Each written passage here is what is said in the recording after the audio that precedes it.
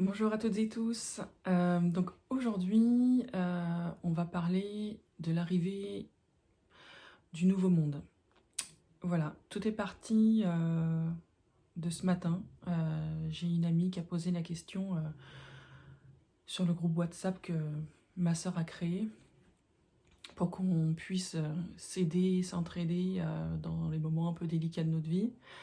Elle a posé la question, mais quand est-ce qu'arrive ce nouveau monde, quoi? J'en peux plus, le gouverne qui ment met de plus en plus la pression, appauvrit la population et j'en peux plus, quoi. Je vois plus le bout du tunnel. Donc ce que je lui ai répondu, je lui ai pas complètement répondu en fait, mais donc je vais répondre à travers cette vidéo parce que ça peut aider d'autres personnes. Donc voilà. Le nouveau monde, en fait, il ne faut pas l'attendre de l'extérieur. Le nouveau monde, il commence par vous. Tout part de vous. Tout part de ce que vous voulez voir apparaître dans votre vie. Comment la vie que vous voulez vivre. Ce que vous voulez que ce monde devienne et soit. Si vous voulez que ce soit un monde en paix, un monde d'amour, un monde de joie. Ça, il faut déjà le vivre déjà en soi-même. Et ne pas apporter crédit à ce qui se passe à l'extérieur. À l'extérieur, en ce moment, vous avez le gouvernement qui ment, qui met la pression. Vous avez Monsieur M qui orchestre tout ça avec grand éclat. Et tout ça, c'est fait pour faire baisser vos vibrations, en fait. C'est fait aussi pour vous amoindrir, pour que vous ayez la sensation de ne plus pouvoir bouger, de ne plus pouvoir rien faire, de ne plus pouvoir vivre. Mais tout ça, c'est faux, c'est de l'illusion. Tout dépend de ce que vous voulez vivre, vous, en fait. Monsieur M et ses acolytes n'ont pas la main sur vous, n'ont pas la main sur votre vie, ne savent même pas que vous existiez. Donc vous êtes libre de créer la vie que vous voulez et d'avoir la vie que vous voulez. Alors certes, si vous focalisez sur ce qui se passe à l'extérieur et sur ce que eux disent pour vous mettre dans une voie sans issue,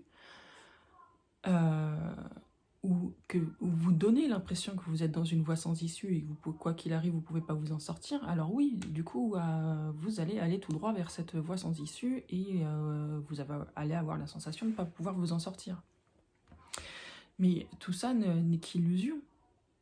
Je vous en parle assez facilement et aisément parce que quelque part j'ai eu la chance de vivre cet événement à mon échelle il y a 10 ans. Il y a 10 ans, je me suis associée, et très mal associée, dans le monde agricole,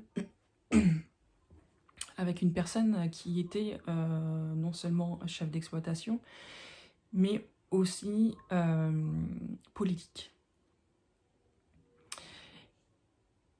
Et ce que la France est en train de vivre, du coup, je l'ai vécu il y a 10 ans,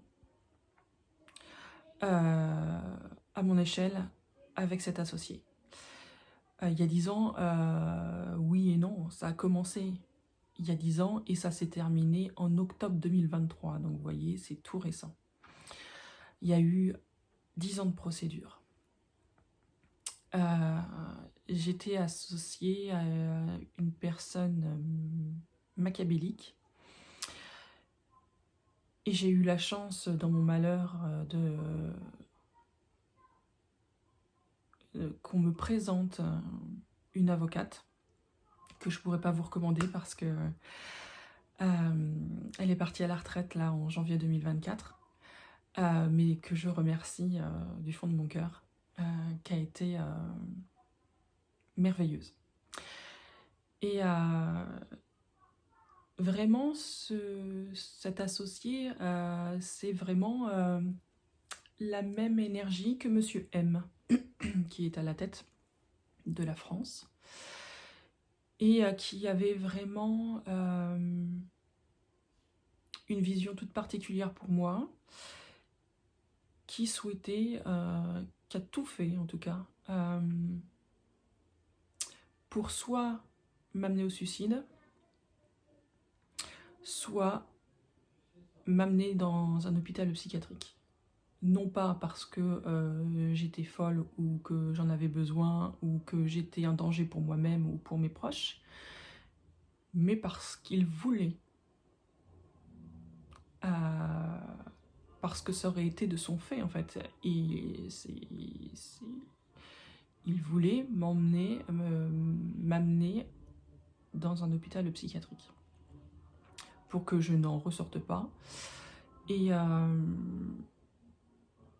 pour avoir la main sur moi jusqu'à la fin de ma vie en fait, et pour se dire j'ai gagné, j'ai réussi, je l'ai éteinte. Mais il n'a pas réussi. Il n'a pas réussi, et mais je vous avoue que ça a été 10 années très très dures, où je me suis fait toute petite, vraiment toute petite, où je me disais mais je veux pas que les gens me voient, je veux qu'on m'oublie, je veux qu'on oublie que j'existe, je ne veux plus faire partie de ce monde, c'est trop dur pour moi, et je veux que ça s'arrête, je veux que ça cesse. Alors je me suis dit, bon bah voilà, pour que ça cesse, je vais plus me rendre visible, je vais me faire toute petite. Mais alors en me faisant toute petite, je me suis même fait toute petite dans ma tête. Je suis redevenue dans ma tête une enfant de 8 ans qui ne savait plus rien faire en fait, qui avait l'impression d'avoir besoin de tout le monde pour pouvoir s'en sortir, qui ne pouvait pas faire toute seule les choses, qui ne savait rien faire, qui était en danger, qui avait besoin d'être en sécurité, qui avait besoin d'être coucounée, et puis qui était, comment on peut dire,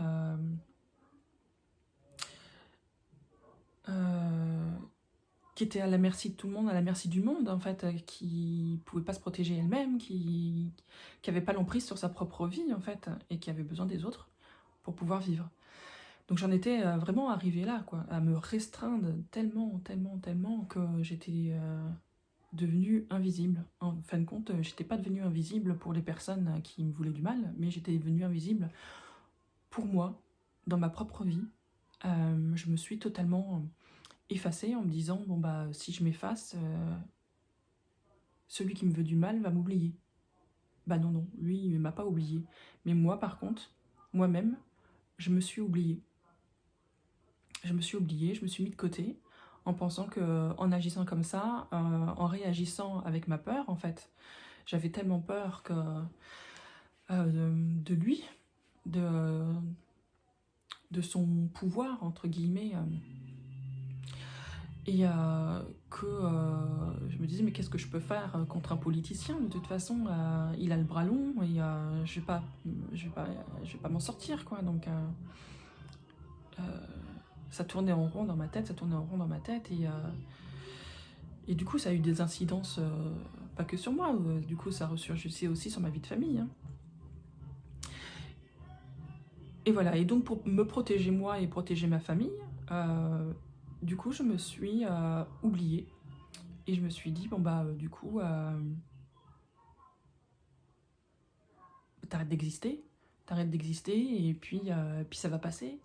Donc du coup j'ai donné toute la place à ma peur, j'ai laissé ma peur régir ma vie. Et puis tout compte fait, je me suis aperçue il y a très peu de temps, parce que ma sœur a vécu aussi des moments difficiles, et donc s'est retrouvée en burn-out, et donc a été suivie pour pour essayer de comprendre l'origine en fait de tout ça. Et il s'avère que l'origine de tout ça, c'est mon grand-père, pendant la Seconde Guerre mondiale, qui a été prisonnier. Pour commencer, il a été fait prisonnier dans une ferme en Normandie, d'où il aurait pu s'échapper. Il avait tout à fait la possibilité de s'échapper, etc. Enfin, et puis du coup, il n'était pas très loin de chez lui, parce que il était normand. Et donc il aurait pu s'échapper, mais par peur des représailles éventuelles qu'il y aurait pu avoir sur sa famille, il l'a pas fait. Il l'a pas fait en se disant, bon bah voilà, si je reste calme, j'ai peut-être la possibilité de m'en sortir vivant, et avec un peu de chance, je m'en sortirai vivant, et puis la guerre va finir vite. Et je suis sûre que ma famille n'aura pas de représailles. Donc du coup, il a fait le choix de ne pas s'enfuir. Mais en répondant à sa peur, tout le positif qu'il pensait avoir en choisissant cela, en choisissant sa peur, d'agir et réagir avec sa peur, ben en fait, ça a eu tout l'effet inverse. Tout l'effet inverse jusqu'à, vous voyez, avoir des répercussions sur sa famille à l'époque, sur ses descendants aussi, puisque voilà, je suis une descendante de mon grand-père que je n'ai même pas connu. Et donc en fait, tout ça est inscrit dans nos gènes et se répercute petit à petit. On s'interdit d'exister. Donc lui, en faisant ça, voilà, s'est dit c'est bon, ma famille sera sauvée, et voilà. Donc il a été, en 1945, il a été libéré, mais il est revenu avec la tuberculose. Donc du coup, il s'est retrouvé à ne pas avoir le droit d'approcher ses propres enfants, à pas pouvoir leur donner des moments de tendresse, à même pas pouvoir les prendre sur ses genoux. Il était agriculteur, et il pouvait plus être agriculteur parce qu'à chaque fois qu'il faisait des efforts, il crachait du sang. Donc du coup, c'est son fils, enfin ma grand-mère, qui a pris la relève, et ensuite son fils. Et lui, du coup, toute sa vie, s'est senti comme une charge, et puis inutile, parce qu'il pouvait plus rien faire. Enfin, du coup, il pouvait plus rien faire de ce qu'il aimait et de ce qu'il voulait. Et du coup, ma grand-mère, qui à la base était commerçante et tenait un café, du coup, a dû renoncer aussi à ses propres rêves, à ses propres envies, pour devenir agricultrice et faire vivre la ferme, et faire vivre sa famille. Ça a eu une incidence que ça lui a déclenché une sclérose en plaques. Elle s'est déclenchée une sclérose en plaques, s'empêchant de vivre. Ma mère, qui avait 12 ans à l'époque où son papa est décédé, a vécu des années dans la peur, et puis avec son papa qui souffrait énormément parce qu'il s'est déclenché aussi un cancer des os, et donc il souffrait énormément, et donc ma mère a vécu dans cette atmosphère avec ses 2 parents malades, toutes jeunes, ses frères et sœurs qui étaient déjà partis parce que beaucoup plus grands qu'elle, et donc dans cette espèce d'insécurité et puis d'abandon quand son papa est décédé, ce qui lui a créé énormément de peur. Et donc du coup, encore une fois, paf, répercussions sur ses enfants, etc. Donc c'est un cercle vicieux en fait. Du coup, elle est dans ses peurs, et puis elle laisse régir ses peurs aussi, et ainsi de suite. Et ce que j'ai fait du coup, moi-même, dans ma propre vie, avec mon ancienne associée, avec ce qui s'est passé, mon histoire avec mon ancienne associée. Et donc, du coup, tout ça pour vous dire que si vous laissez votre peur de l'extérieur en vous disant, bah oui, mais si je suis moi-même, si je sors des clous, etc.,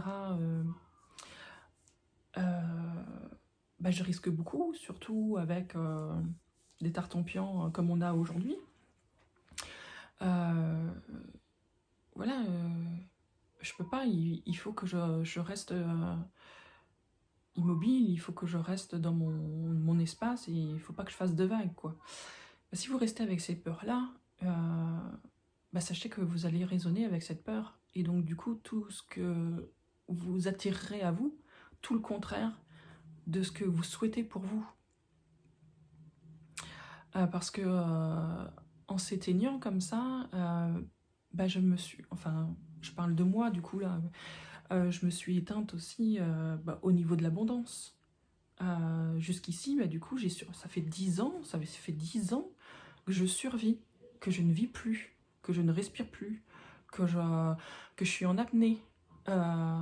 Et au niveau de l'abondance financière, pareil, puisque je suis censée ne plus exister, puisque je me suis effacée, il n'y a pas besoin d'abondance financière. Quelque part, je suis déjà plus là, je suis quelque part morte ou dans le coma, voilà. Dans le coma, donc du coup, j'ai aucun besoin. Enfin, la vie se dit que j'ai aucun besoin, puisque c'est ce que je raisonne. Je raisonne que je suis toute petite, que j'ai pas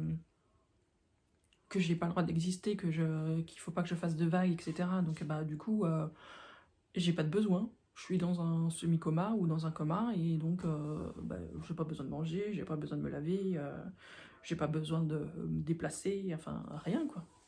J'ai pas de besoin vital sauf que de respirer. Sauf que mon besoin vital de respirer, je commence à m'asphyxier. Voilà, c'est plus vivable à l'heure actuelle. C'est pas ce que je veux. Et donc, du coup, ce que mon grand-père a commencé à mettre en place dans notre lignée, sans le vouloir, hein, c'est pas de ça, c'est pas de sa faute, et je dis stop. Aujourd'hui, je dis stop. Je ne veux plus vivre comme ça. Je ne veux plus survivre. Je veux vivre. Je suis venue ici, je me suis réincarnée ici. C'est pour vivre ma vie. Je me suis réincarnée ici, à ce moment précis, avec les événements qui se passent aujourd'hui, pour reprendre mon plein pouvoir et ma pleine souveraineté. Donc, j'ai eu cette chance de vivre ça en décalé par rapport à ce qui se passe aujourd'hui. Donc, ce qui se passe aujourd'hui, du coup, ne me fait plus peur, ne m'impressionne plus. Et je m'en fous, en fait. Ils font leur petite sauce, ils font leur petit truc, là, s'ils veulent faire joujou, ils font joujou. Moi, ça me concerne pas, en fait. Moi, c'est pas ma vie, c'est pas tout ça. Ils font ce qu'ils veulent, je m'en fous. C'est pas ce que je veux, moi, c'est pas le monde que je veux, c'est pas ce que je veux vivre. Donc voilà, eux, ils font leur petite tambouille, voilà.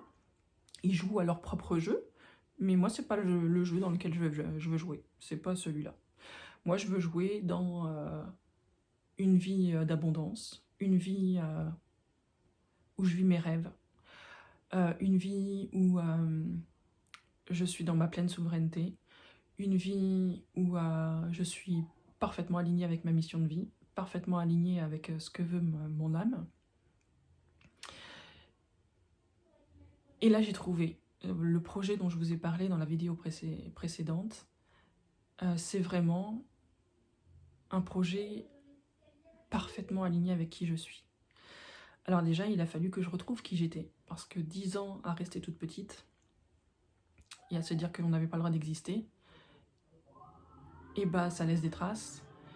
Et c'est compliqué après de se dire, si, en fin de compte, je suis là, je suis Delphine, et j'ai le droit d'exister. Je m'aime, j'aime la vie, j'aime ce qu'elle me propose, et maintenant, ça y est, je brille et je me montre au monde, tel que je suis. Je me montre au monde, je reviens dans ce monde, je reviens dans mon monde, je reviens au monde, je renais. Et donc ce projet est vraiment 100% aligné avec qui je suis. Et ça a pris du temps, là encore, parce que... quand vous êtes dans le noir, Eh ben, quand vous allumez la lumière, au début, vous êtes complètement aveuglé. Vous savez, vous plissez les yeux et tout ça pour essayer de voir. Voilà, il faut que la vision se réadapte à la lumière, qu'elle que la perspective se remette en place, enfin voilà.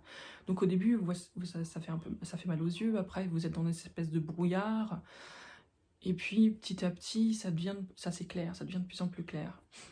Et donc mon idée d'origine est née en juillet 2023. Donc vous voyez, j'ai mis 9 mois, le temps d'une grossesse, à créer mon projet, à le voir émerger. À sortir du brouillard, parce que jusqu'ici j'étais vraiment dans le brouillard. Et aujourd'hui, en fait, ce qu'il est demandé à chacun, c'est ça, c'est de sortir c'est de sortir de ses peurs, de sortir du noir. Alors vous allez me dire, bah ouais, mais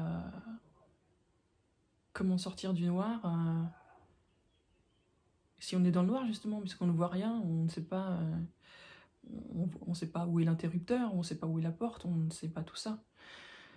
Mais en fait, ça c'est faux. Vous n'êtes jamais dans le noir complet, parce que si vous étiez dans le noir, vous seriez mort. Il y a toujours cette petite lumière à l'intérieur de vous, cette lumière d'espoir, cette lumière d'amour qui est à l'intérieur de vous. Et même si elle est toute petite en ce moment, parce que rongée par vos peurs, elle reste là. Donc, même si elle est moins forte même qu'une flamme de bougie, elle est là et elle existe.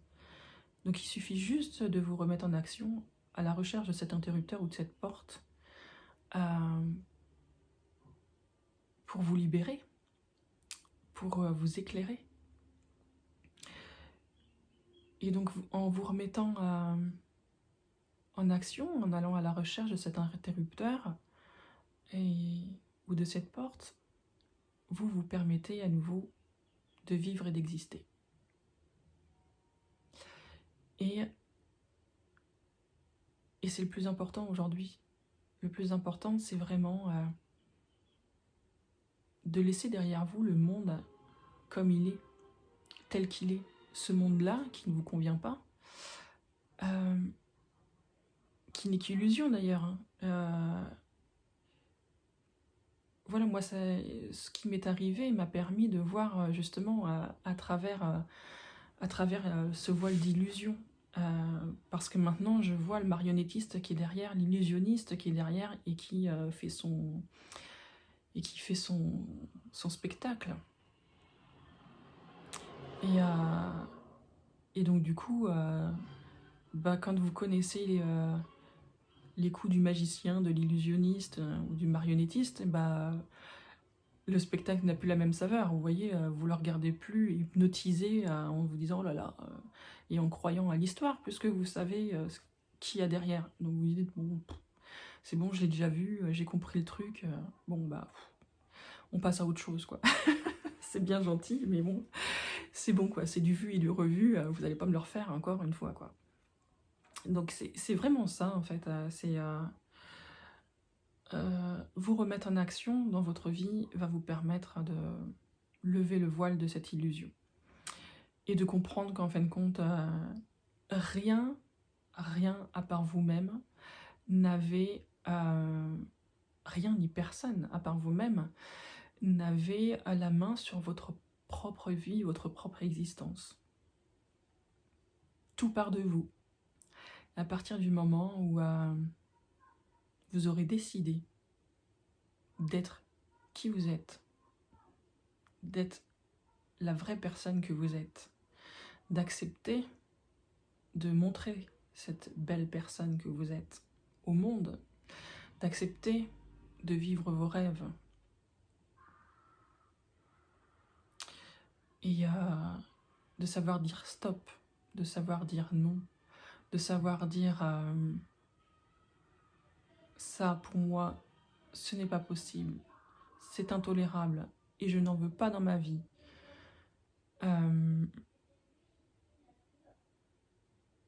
Et ça ne fait pas partie de moi. Alors, tout le champ des possibles s'ouvrira à vous, en fait. Tout est possible et tout part de vous, même à l'heure actuelle. À l'heure actuelle, tout est possible et encore plus à l'heure actuelle. Plus on vous met dans le bâton dans les roues, plus on vous pousse dans vos retranchements